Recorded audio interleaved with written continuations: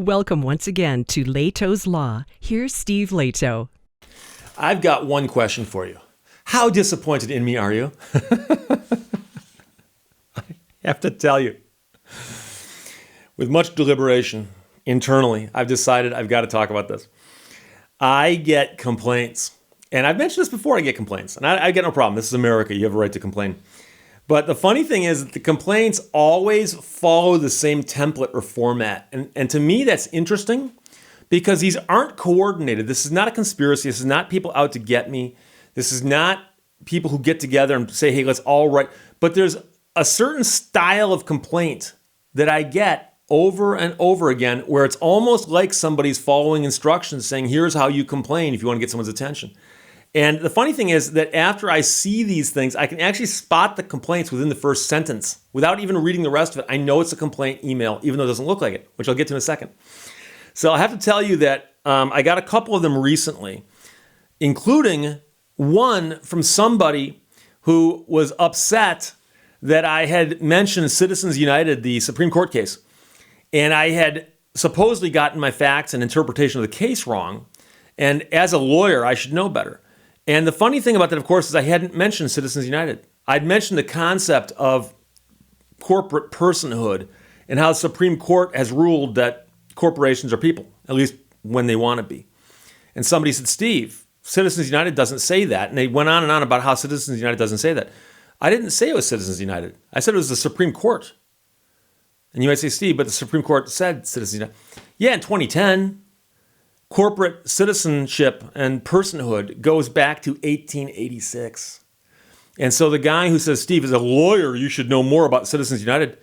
Well, as a lawyer, you should know that corporate personhood goes back to 1886. I wasn't talking about Citizens. I was talking about Santa Clara County versus Southern Pacific Railroad, and then all the cases that followed, one of which was Citizens United.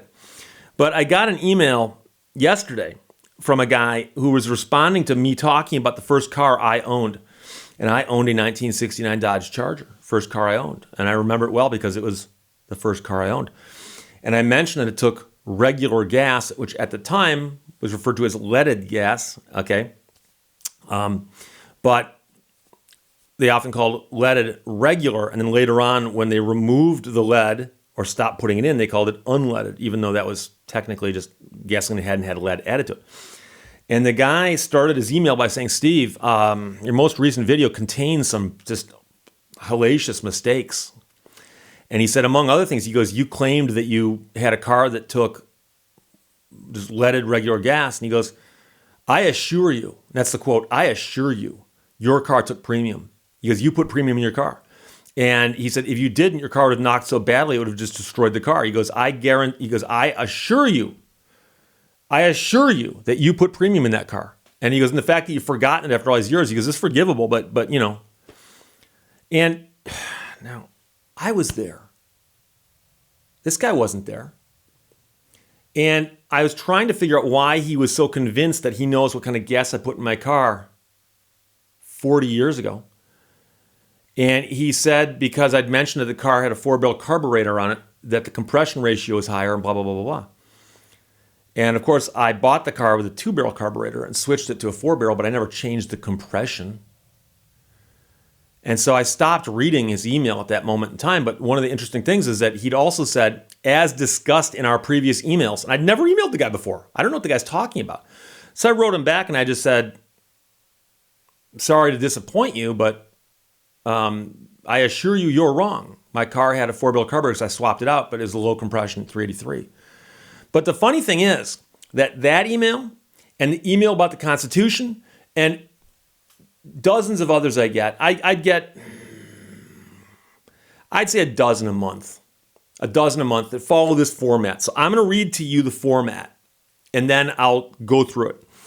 It starts by going, Dear Steve, I have followed you for years and generally love your stuff.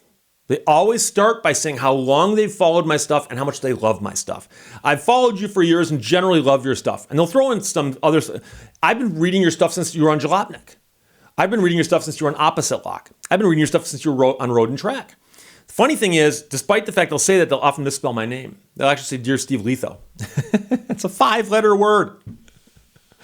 I followed you for years, love your stuff. So you got to mention what a big fan you are. Then they say why they liked me so much. But they don't say it yet that they dislike me, but they'll say, I like how you know laws. I like how you love cars. And sometimes they say, I like how you remain non-political. You don't do political stuff. So they'll start by saying, I've loved you for years, followed your stuff. I've had people say, I've watched every single video, every single one of them. 1,300 videos, I've watched them all. Every article, Road and Track, Jalopnik, Opposite Lock, read them all. Okay? Love your stuff for the following reasons: laws, cars, political. Then they'll say, but now you've written something that's wrong. You've written something that's erroneous. As the guy said yesterday. You've written something that's false. Or you've written something that's just so egregious. It's just so offensive. It's just so crazy and over the top that I felt compelled. I have to write to you because I love you so much. I love you so much that I've got to write to you and tell you that you've written something that's wrong, erroneous, false, incorrect, crazy. And they'll often also say, or because you suddenly got political. You did 1,300 videos in a row without getting political, and all of a sudden you did one that was political. And I'll get back to that in a second. And I've also, and this is the funniest one of all, and this is one, the guy who commented on the Constitution the other day, said, or you've done something not lawyer-like, unlawyerly. You are actually, for the first time, 1,300 videos, you were a perfectly good lawyer, and all of a sudden you did something that's so stupid and unlawyer-like, it's shocking to me. It shocks my conscience. And then they'll offer the remedy, right? Introduce yourself, identify the problem, and then introduce the remedy. They'll say, you need to remove that video. I get that request fairly often. Remove the video. Actually take the video down. Just delete the video off YouTube. I'll also get, you need to apologize. You need to apologize. And one thing that I know some people have caught this. A lot of times when I'm reading news stories, I don't mention names. The names are often in the stories. I don't mention them because in my mind, does it really matter if you know the name of the person who got caught running through the mall with no pants on? Do you need to know that person's name? If you do, look it up. But I don't feel the need to put it in the story because in my mind, the name is irrelevant to the story. But they'll say, you need to apologize. I'm like, to who? Who do I apologize? To you? Because one person was offended? Or they'll say, you need to redo the video. Fix the video.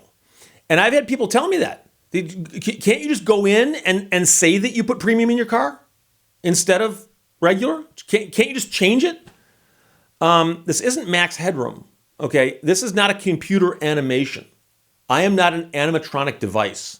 And I don't have CGI. I don't know how to change the words coming out of my mouth after I've shot the video without like overdubbing it, which by the way, I've thought about doing, but that's another story altogether. So they go, can't you just redo the video? Just redo it or edit the video. Can't just go in and fix it. But the problem almost always is the thing they want me to fix isn't a mistake. And then they'll also tell me I should delete my entire channel. I've loved all your videos up till now, all 1,300 of them. But this one video was so erroneous, you should delete it and all 1,300 videos. Delete them all. You should delete them all. Why you won't? Why won't you? And I also have had people say, and this is similar, you need to stop making videos. I loved you so much for the first 1,300 videos. But this video here is so erroneous that you need to stop making videos altogether. And then they'll sign it sincerely. Feel free to comment. Let me know your thoughts. And once in a while I get these where I think people are joking, but I also get them where I realize people aren't joking. People are serious. So the interesting thing is people say things like, I like how you can explain the law in plain English, right? But then they'll go, but then you're not lawyer-like. Well, I've had people tell me I'm not lawyer-like because I don't speak legalese, which I consider a good thing. And I actually had the guy on the Constitution the other day. He goes, you're so unlawyer-like in this one video. He goes, it reminds me of how people speak on street corners. Street corners? Are you talking about prostitutes? Who hangs out on street corners? Doo-wop groups or prostitutes? I don't know that doo-wop groups or prostitutes debate constitutional law. I'm not even sure what you're talking about. So the interesting thing is I will often respond to some of these people and I'll say, I'm just curious, are you a lawyer?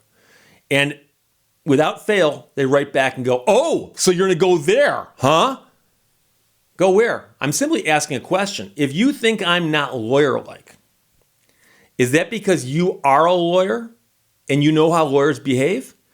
Or I'm curious because if you say something that implies that you've got specialized knowledge, you should at least identify it. So if you aren't a lawyer, but let's say you spend a lot of time in a courtroom, and there are people who do that, probation officers, code enforcement officers, police, court reporters. So if you were a court reporter and said, Steve, I'm a certified court reporter. I see hundreds of lawyers every week. And quite frankly, the way you behave is unlawyer-like. I go, oh, okay. At least I know what you're talking about. I disagree with you, or I don't think what you're saying applies to me because I'm not in a courtroom right now. If I was, I wouldn't be wearing this t-shirt. Thanks, guys, by the way. And I have the right to ask what your basis is, what the foundation is for you to render an opinion saying I'm not lawyer-like. But instead, so you're going there. So I'm not a lawyer. I can't. I didn't say that. I simply asked the question. So the guy who said, Steve, you misinterpreted Citizens United, which I didn't even mention. I asked him if he's a lawyer, and he just never wrote back. Because I think he realized that my next question was going to be, if you're not a lawyer, what makes you think you understand the Constitution better than someone who is? And if he is a lawyer, then he realized, I screwed up because actually corporations have had personhood since 1886. He's not a lawyer, though. And the guy says, I assure you that you put premium in your Charger back in the day. I assure you that you did. Completely wrong. Doesn't understand what the word assure means, but also mentioned that he and I corresponded before and we hadn't. So there might be something else going on there. But it's bizarre to me. But again, the format of the complaint email I always get, it'll say like regarding, and it'll have a video title at the top or number regarding video 6.235 or whatever. Dear Steve, I followed you for years. Generally, I love all your stuff. I've been reading you since Jalopnik. And I like how you know cars and the law and you remain so non-political. But your most recent video, you actually went, so far off the rails. You did something false, erroneous. I got to mention it to you that you need to remove that video, apologize, and probably stop making videos. Hugs and kisses, Bob. And by the way, these complaints are always from men. But the video audience is overwhelmingly male, so I understand that. But I do have to point out one other thing. I had a guy who was just bombarding me with these emails. And I get a couple hundred emails a day right now. And that's the ones that get through my spam filters. And I spot the people who are writing me. Sometimes I don't even write back when I get this kind of stuff. Just, why bother? But this guy would write to me and go, followed you for years. I like how this, but recently you did this, and you should stop making videos, stop making videos, stop making videos. And then I got the email where he claims he's going to stop bothering me. And he said, Steve, up until now, I liked how you're apolitical, but they ran a political ad on your channel. I'm not going to mention which one, by the way, because I don't know which ads get run on my channel. I have no control over that. And he said, but it revealed to me that you are a socialist. He goes, the fact that you're running socialist ads on your channel proves to me you're a socialist. Therefore, he goes, you should stop making videos, but it doesn't matter. I'm going to stop watching them. I'm like, thank you, because that means he'll stop writing, hopefully. I will tell you, however, that the same day I got the email saying, Steve, you're a socialist, I'm going to stop watching you. I also got one that said, Steve, as a Trump supporter, you shouldn't be making videos. So I'm going to stop watching you. I will not watch videos made by a Trump supporter.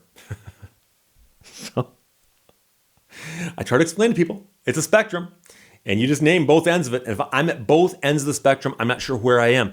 So again, how disappointed in me are you? Well, I assume you followed me for years.